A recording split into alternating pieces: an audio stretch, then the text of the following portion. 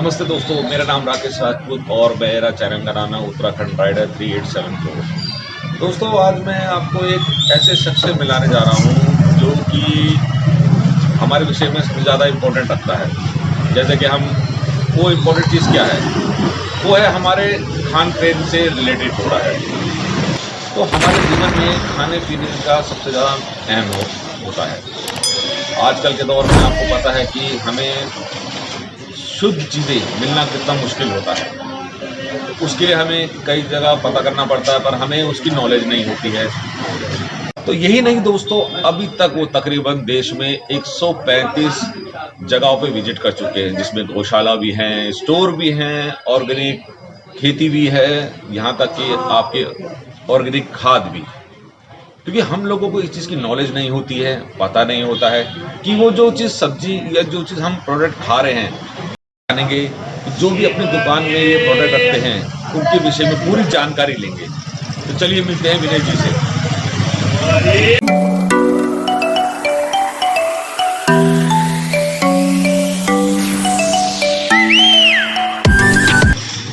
तो दोस्तों, ये है नीतू स्वदेशी स्टोर, ऑर्गेनिक स्टोर है जो कि विनय जी का है। तो ये उनका बाहर का नज़ारा है। देखिए कितनी अच्छी चीज़ें उन्होंने यहाँ डिस्प्ले करी हुई हैं कि आदमी को हर चीज़ पता लग सकती है। चलिए उनकी दुकान में चलते हैं।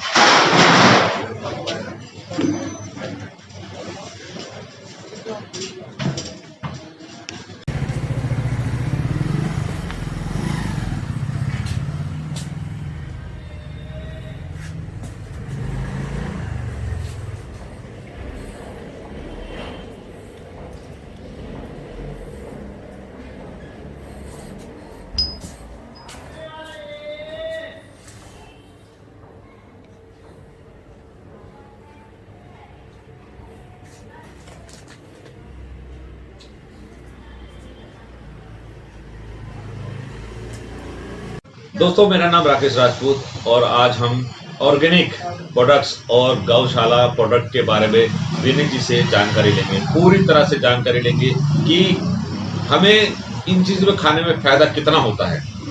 जो हम आज तक खा रहे हैं वो क्या हमारे लिए सही है। तो पूरी जानकारी लेंगे और वीडियो को स्किप ना करिएगा, पूरी देखिएगा। और जिन सज्जनों को अगर ऑर्गेनिक से परेशानी है तो वीडियो ना देखें। बाकी जिन दोस्तों को सारी जानकारी चाहिए वो इस वीडियो को पूरी देखिए। तो चलिए बात करते हैं विनय जी से। विनय जी, आपका बहुत बहुत धन्यवाद, आज हमें आपने थोड़ा वक्त दिया अपना। विनय जी, मैं जानना चाहता हूँ कि आपकी ये शुरुआत कैसी हुई है। पहले तो राकेश जी, मैं आपको जय गौ माता बोलना चाहूँगा। जय गौ माता जी। क्योंकि हमारी शुरुआत गौ माता से ही शुरू होनी चाहिए। गाय के बिना जीवन नहीं है, ये प्रकृति नहीं है, सृष्टि नहीं है। और दूसरा, मेरा जो ये जैविक पे और गौशालाओं का जो भ्रमण शुरू हुआ, ये सन 2016 से शुरू हुआ था। और उस समय हमें इतना खाने पीने की शुद्धता में जो शुद्धता तो थी, लेकिन इतनी मिलावट नहीं थी जो इस समय चल रही है।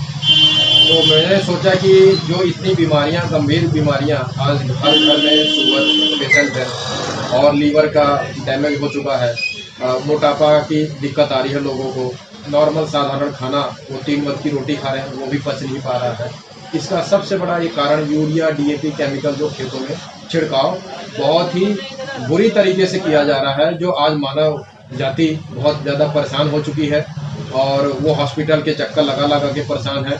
तो मुझे लगा कि मैं राजीव भाई के विचारों से जब जुड़ गया तो क्यों ना मैं अपने देश समाज के लिए, भारत की सभ्यता संस्कृति के लिए, गौ माता के लिए, किसान भाइयों के लिए, ये जितने भी माताएं बहनें इस वीडियो को देख रहे हैं इस चैनल के माध्यम से, मैं उनको हाथ जोड़ के विनती करता हूं कि अब बस बहुत हो गया, आप जैविक की तरफ रुख करिए, जिससे आप अपने पूरे परिवार को स्वस्थ रखें और गंभीर बीमारी से बचा सकें। विनय जी, ये बात आपने बिल्कुल सही कही है। मैं जैसे कि मैं एक उत्तराखंड का रहने वाला हूँ। मैं शहर में भले मैं खाना खाता हूँ, सब्जी, हरी सब्जियाँ काफ़ी खाते हैं, पर हमें वो टेस्ट नहीं मिलता, वो स्वाद नहीं मिल पाता। हम लोग अगर अपने उत्तराखंड जाते हैं, वहाँ अगर नॉर्मल भी खाना खाते हैं, क्योंकि वहाँ पे ना ही कोई यूरिया या किसी तरह का केमिकल यूज़ होता है। वहाँ ऑर्गेनिक तरीके से ही हर चीज़ बोई जाती है, खेती करी जाती है, और उसका स्वाद हमें बहुत अच्छा लगता है। यहाँ के मजबूरी कह लो या कोई परेशानी कह लो कि हमें वो खाना पड़ता है, जिस वजह से हमें शायद बीमारियाँ भी होती हैं आए दिन बुखार, सर दर्द या कई तरह के रोग होते हैं। और ये बहुत अच्छी बात है कि आप इस चीज़ पे काम कर रहे हैं और लोगों को अच्छी चीज़ अगर मिल जाए तो क्या बात है। राकेश जी, इस बात को मैं थोड़ा फिर से जारी रखना चाहूँगा। हर इंसान की कोई मजबूरी नहीं होती कि वो जहर खाए, केमिकल खाए। ये हमारा जो स्थिति चल रही है इस समय पूरे देश में, ये यूरिया और डीएपी का छिड़काव हो रहा है खेतों में, तो ये किसान भाई लोग तो कर रहे हैं, लेकिन ऐसे भी बहुत सारे किसान भाई लोग मेरे से जुड़े हैं, 350 किसान लोग जो जैविक, जिनको मैं जानता हूँ। ऐसा नहीं कि सिर्फ 350 किसान ही पूरे भारत में जैविक खेती कर रहे हैं। तो आप ये कर सकते हैं कि सबसे पहले हमारे जैसे स्टोर से जोड़ने के बजाय आप डायरेक्ट किसानों के पास जाके देखिए, जो देसी गाय के गोबर से, वर्गी कंपोस्ट से, जीवामृत से, इस तरह से जैविक खाद से वो खेती बाड़ी कर रहे हैं। तो आप उनके यहाँ से, चाहे वो दाल हो, मसाले हो, पोहा हो, दलिया हो, जो भी अनाज वो उगा रहे हैं, डायरेक्ट आप उनसे संपर्क करके अपने घर में अच्छे उत्पाद ला सकते हैं। इससे दो लोगों का फायदा है। एक तो उस किसान के घर में वो पैसा जाएगा जो आप देंगे, खरीदेंगे सामान, तो उसका परिवार पलेगा, और आपके घर में अच्छे उत्पाद आएंगे, जैविक उत्पाद, जो आपका परिवार स्वस्थ रहेगा। तो इस काम में कोई मजबूरी नहीं है। हम लोगों ने अपने आप को एक नेगेटिविटी एरिया में, दायरे में बांध रखा है कि ये काम हो नहीं सकता। क्यों? क्योंकि हम लोग जैसा खाते हैं वैसी हमारी सोच हो जाती है। सात्विक भोजन, शुद्ध विचार, सात्विक संग मिलता है हमें। तो मैं इससे यही कहना चाहूँगा। अच्छा विनय जी, जैसे मेरे को पता चला कि अभी तक आपने करीबन 135 जगहों में जाके विजिट किया है, तो कौन कौन सी जगहें हैं हमारे दर्शकों को बताइए।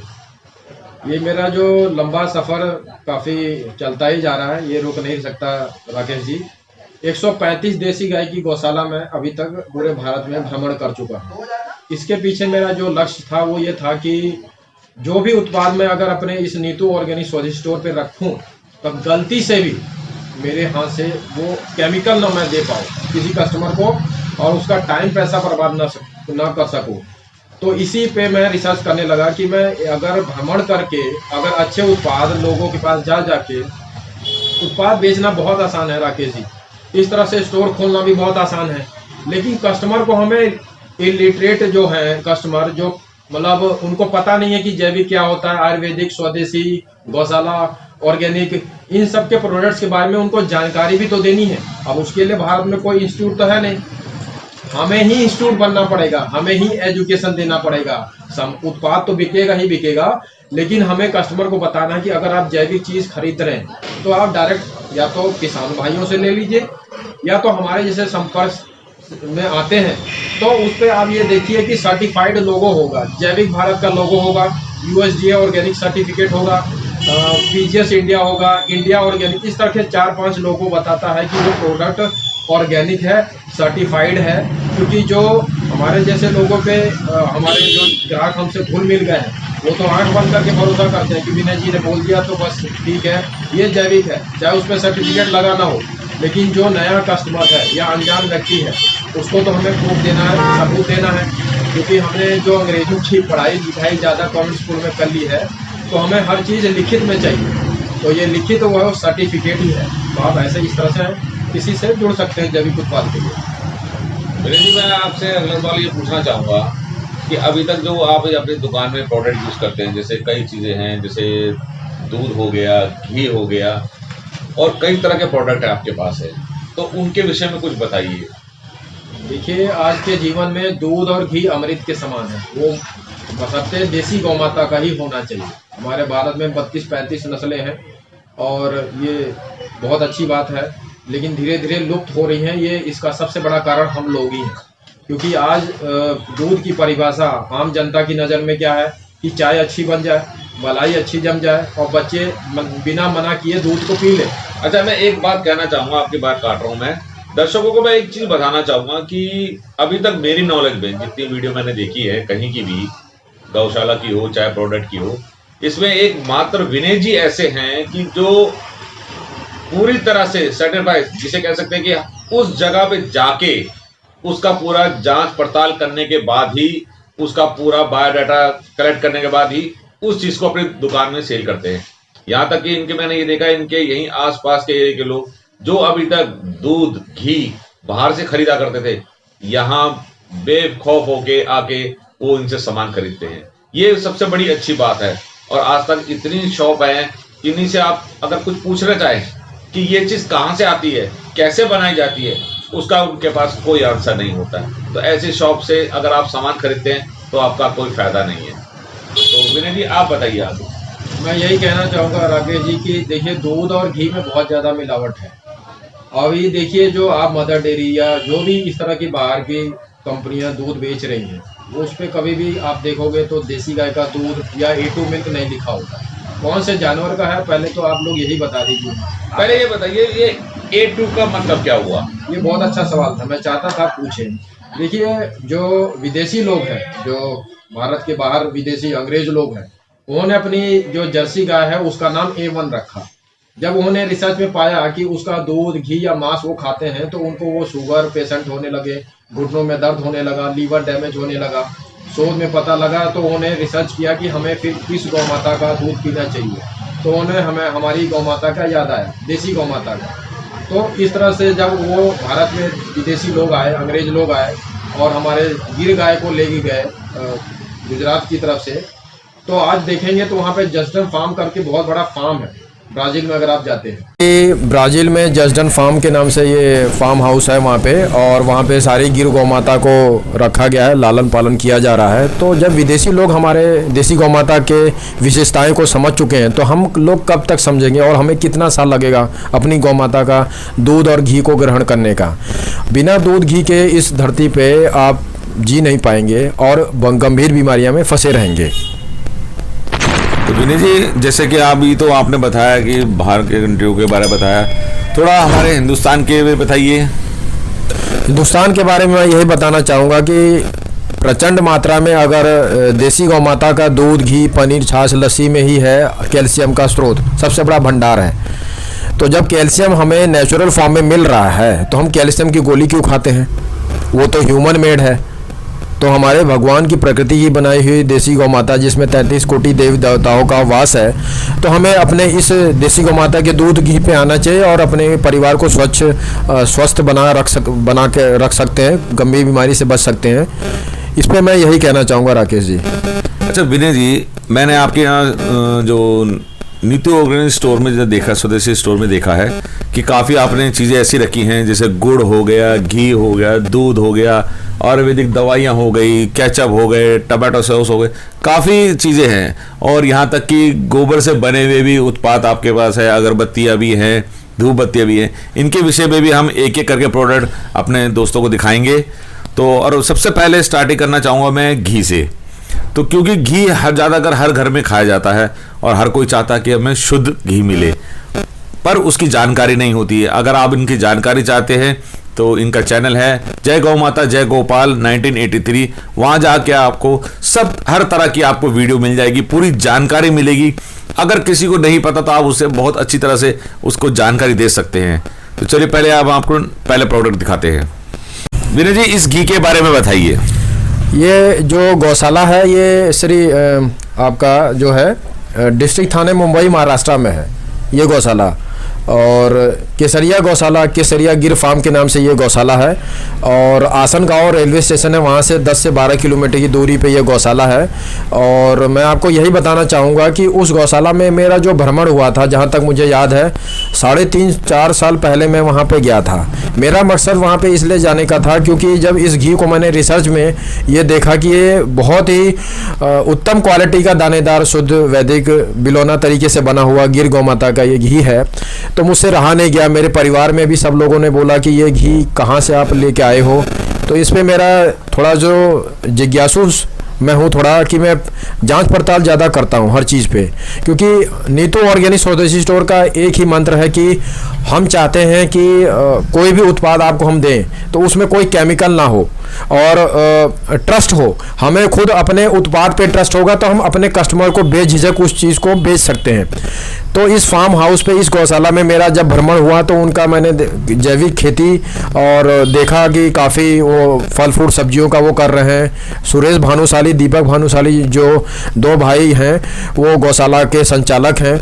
और प्रकृति की गोद में बहुत ही मनोहारी दृश्य उस गौशाला का है। नदी, पहाड़ी, हरियाली, पेड़ पौधे, गिर गौ माता, ग्वाला सुबह लेके जाएगा गौ माता को चराने के लिए और शाम को लेके आएगा। और जैविक चारा ही, हरा सूखा चारा, दलिया, इस तरह की बहुत सारी चीज़ें वो खिलाते हैं अपनी गौ माता को। अच्छा विनय जी, मैं एक चीज़ जानना चाहूँगा आपसे कि गाय का घी तो हर जगह बहुत मिलता ही है, देसी गाय का। देसी गाय का, तो हम ये कैसे पता करें कि किस देसी गाय का घी बना है? ये सब मिक्स है, जैसे गिर गाय होती है, जर्सी गाय होती है, ये सबका दूध का एक ही घी बनाया जाता है या हर घी अलग अलग हिसाब से बनाया जाता है? तो जैसा कि ये जो गिर गौ माता का ये घी है, इसके बॉक्स पे आप देखेंगे तो गिर काऊ कल्चर्ड A2 घी, इसका मतलब ये हुआ कि वैदिक तरीके से बनाया हुआ ये बिलोना घी है। और इनकी गौशाला में मैं गया तो सारी गिर गौ माता ही हैं, छोटे बड़े नन्हे गौवंश को, सबको, बड़ी छोटी गाय को, गौ माता को मिला के 400-500 के ऊपर इनके यहाँ पे गौशाला में देसी गौ माता है, गिर गाय है। अच्छा विनय जी, मैं जानना चाहता हूँ कि गिर गाय के दूध में इनमें कई अलग अलग तरह के घी भी होते हैं कि एक ही तरह का ब्रांड मिलता है घी में? देखिए, आज के समय में तो आपको देसी गौ माता का ही घी लेना है। उसमें चाहे वो गिर गाय का हो, साहिवाल हो, राठी हो, गौला हो, वेचूर हो, इस तरह से बहुत सारी भारत में देसी नस्लें हैं हमारी। तो हमें इसमें कोई भेदभाव नहीं करना है। हमारा मकसद ये है कि अलग अलग राज्यों में, जैसे पंजाब हरियाणा की तरफ आपको हरियाणवी गाय या साहिवाल गाय दिख जाएंगी और गुजरात में गिर गाय दिख जाएगी, हमारे यहाँ पे यूपी बेल्ट में गंगातीरी गौ माता दिख जाएंगी।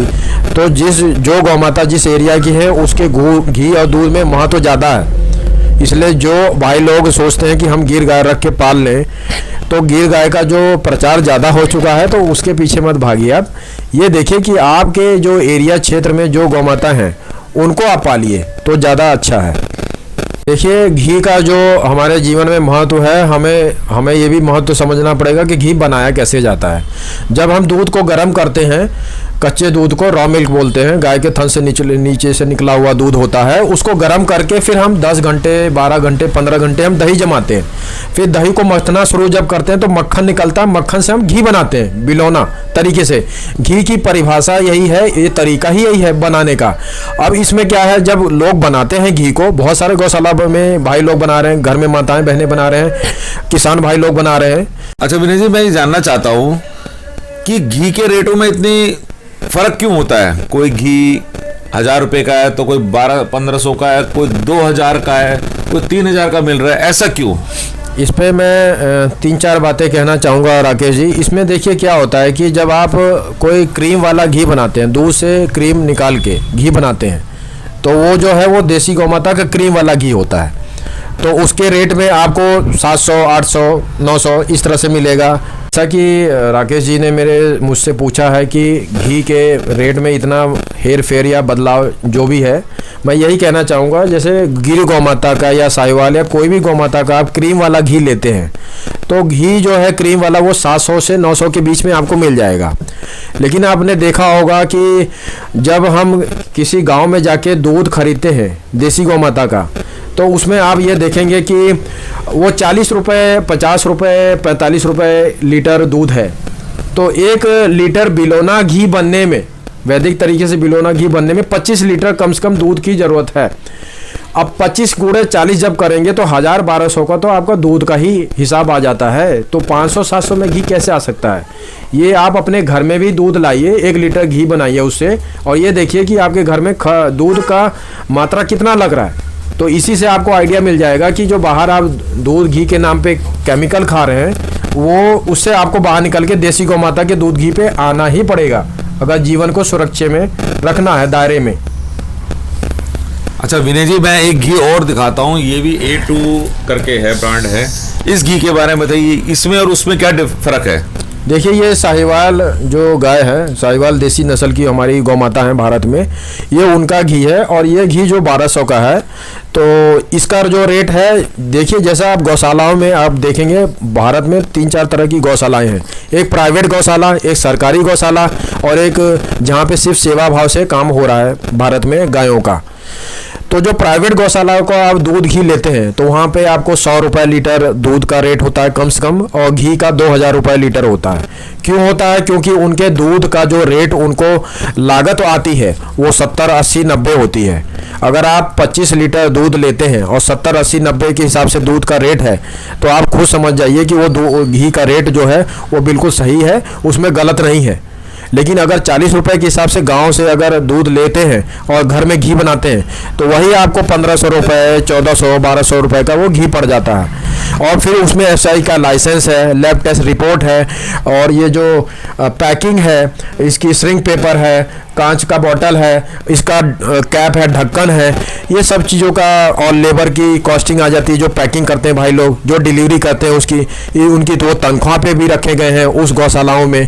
तो इस तरह के बहुत सारे खर्चे से जोड़ के ये घी किसी का 2000, किसी का 3000, किसी का 1500, ये रेट का फ़र्क आएगा ही आएगा। विनय जी, ये घी और है एक और, ये आपका ये भी A2 ही है, गिर गाय का है, देसी गाय का, इसके बारे में जानकारी दीजिए ज़रा। ये इंडिया ऑर्गेनिक एक सर्टिफाइड ऑर्गेनिक कंपनी है, इनकी कोई गौशाला नहीं है।